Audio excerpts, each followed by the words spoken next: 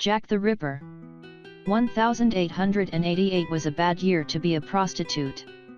Between August 7 and November 10 of that year, 5 women were killed in the Whitechapel district of London's East End, their throats slashed and their bodies mutilated in a way that indicated they all met their fates at the hands of the same person. One victim's kidney was even mailed to the police, along with a series of taunting notes penned by someone calling himself Jack the Ripper. Serial murder was a relatively new phenomenon and the attacks were highly publicized. The law's failure to identify the killer led to such an outcry that both the Home Secretary and London Police Commissioner resigned in disgrace. Jack the Ripper, whoever he was, has been the subject of hundreds of books and articles. The theories surrounding his identity vary from a covered Masonic plot to a member of the royal family. The Zodiac killings.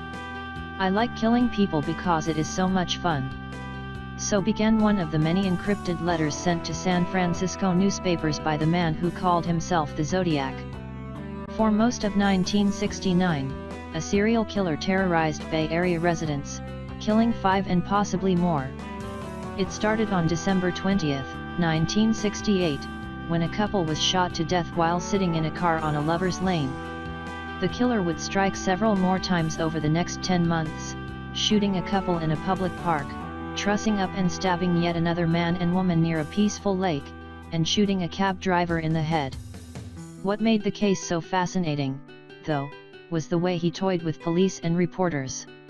He called in several of the murders and began to send coded letters to newspapers, using a cross within a circle as his symbol.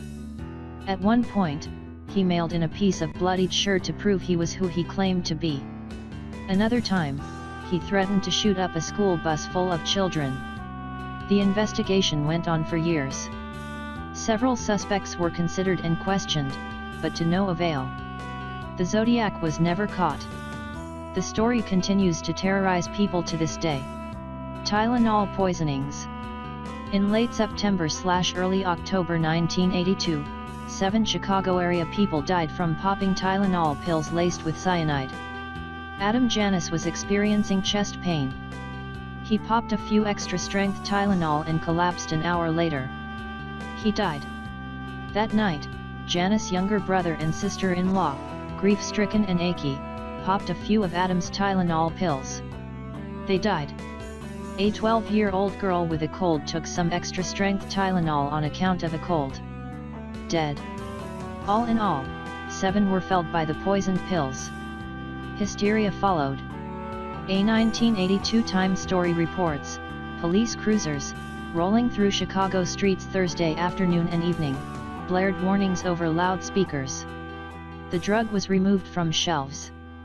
Vague copycat incidents, pins and needles discovered in candy bars led several communities to ban Halloween trick-or-treating.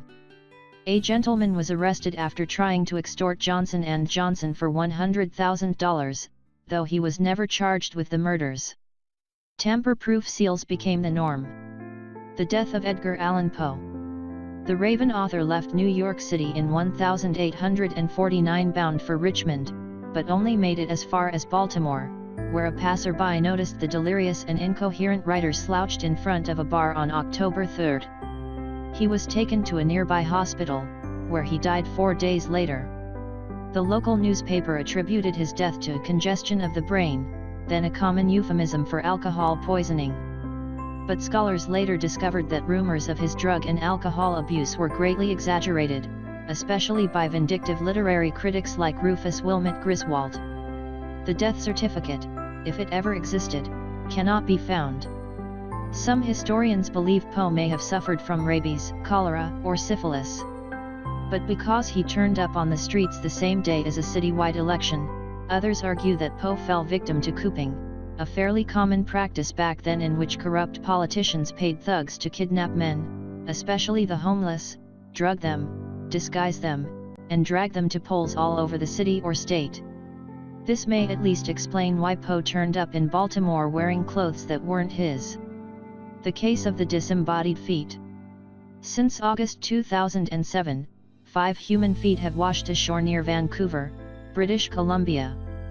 No bodies, no heads, no clothes, just feet, 4 left, 1 right, nearly all still clad in sneakers. Canadian authorities have yet to determine how the feet ended up there or why, though DNA tests matched one of the severed feet to a man who'd been missing for several months. A number of theories have been tossed around, including the possibility of foul play, though coroners familiar with the case say ocean currents and decomposition could have naturally separated the feet from their owners. Others speculate the remains might belong to 4 unrecovered victims of a 2005 plane crash off Quadra Island. In June, a prankster spooked local authorities by planting a gruesome surprise for one unwitting beachgoer: a rotting animal paw stuffed inside an Adidas shoe. The most recent discovery was made in November, when another foot turned up in Washington, less than 50 miles south of the U.S. Canadian border. As to why there have been so few leads, police spokesperson Charlene Brooks told CNN, "We suffer from the CSI effect. People think we can do things faster than we can, but a Vancouver panhandler told Bloomberg News he's already cracked the case. I'll bet you it was murder. You just don't find feet lying around." The Black Dahlia. Hollywood's most famous murder case unfolded on January 15, 1947, when the raven-haired, 22-year-old actress Elizabeth Short was found dead on Norton Avenue between 39th and Coliseum Streets in Los Angeles. Her body had been cut in half and appeared to have been drained of blood with precision. The murderer had also cut 3-inch gashes into each corner of her mouth, creating a spooky clown-esque smile. Short's murder quickly became a sensation, not only because of its location in the showbiz capital, but also because the police worked in tandem with the press to disseminate clues in hopes of locating a suspect.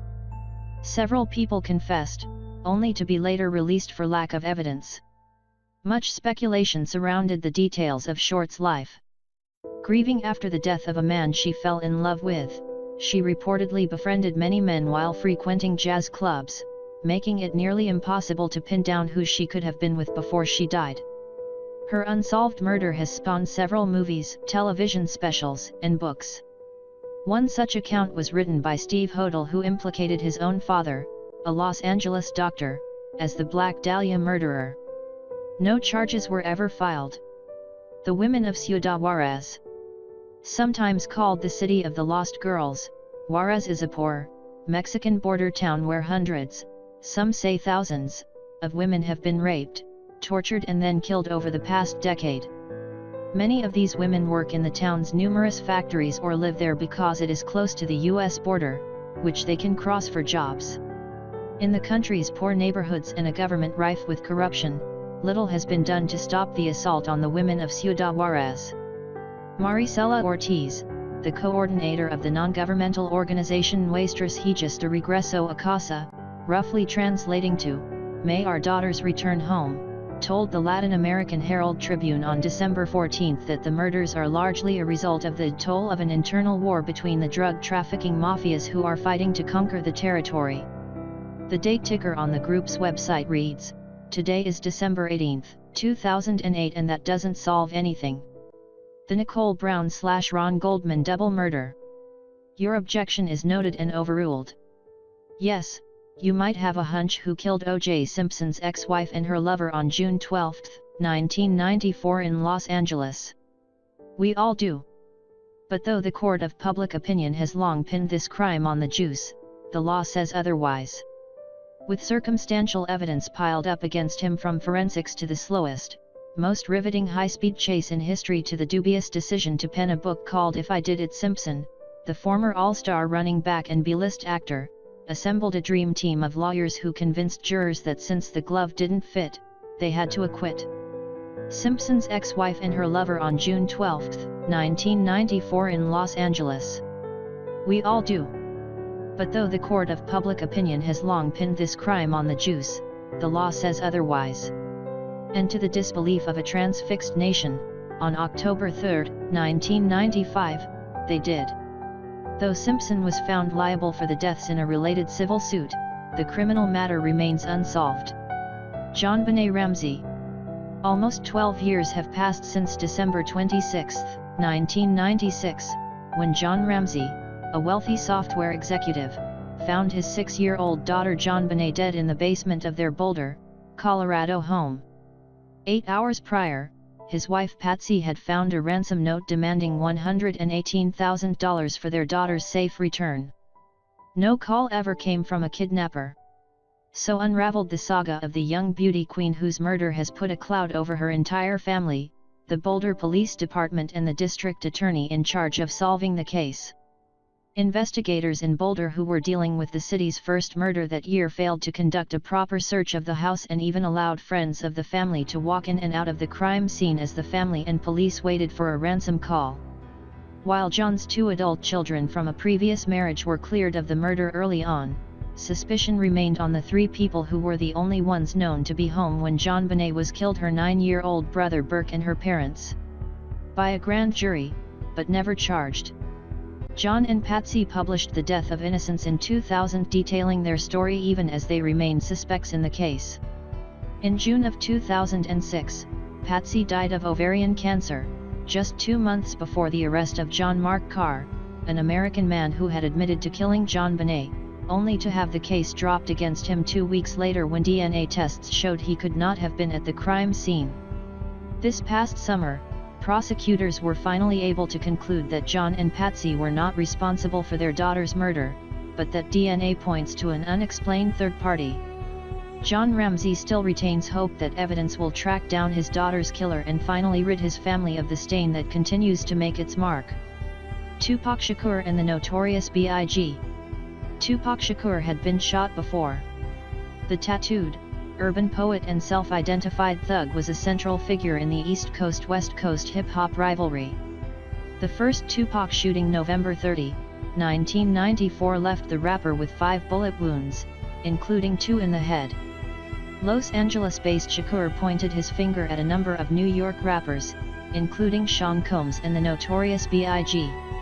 He would later release a number of scathing rhymes against both Combs and Biggie, including one in which he claimed to have slept with Biggie's wife. On September 7, 1996, Tupac Shakur attended a Mike Tyson boxing match at the MGM Grand in Las Vegas, then got into the passenger seat of Death Row Records CEO Suge Knight's car. At a stoplight, a white Cadillac pulled up next to Knight's car, rolled down its windows and fired multiple rounds into Shakur's passenger seat. Shakur was taken to the hospital, where he died of internal bleeding after 6 days. A few months later, while waiting at a Los Angeles stoplight, the Notorious B.I.G. met the same fate. Thanks to fanatical conspiracy theories, uncooperative witnesses, and shoddy police investigations, neither murder case has ever been solved. Shakur's last album, Machiavelli, The Don Killuminati / The 7-Day Theory, was released a month after his death. The title referenced Niccolò Machiavelli, the Italian philosopher who was rumored to have faked his own death. This has been largely disproved, and whose works Shakur studied while serving an 11-month prison sentence in 1994. So did Tupac Shakur really die, or does he still walk among us, cloaked in a new identity? Nah, he died.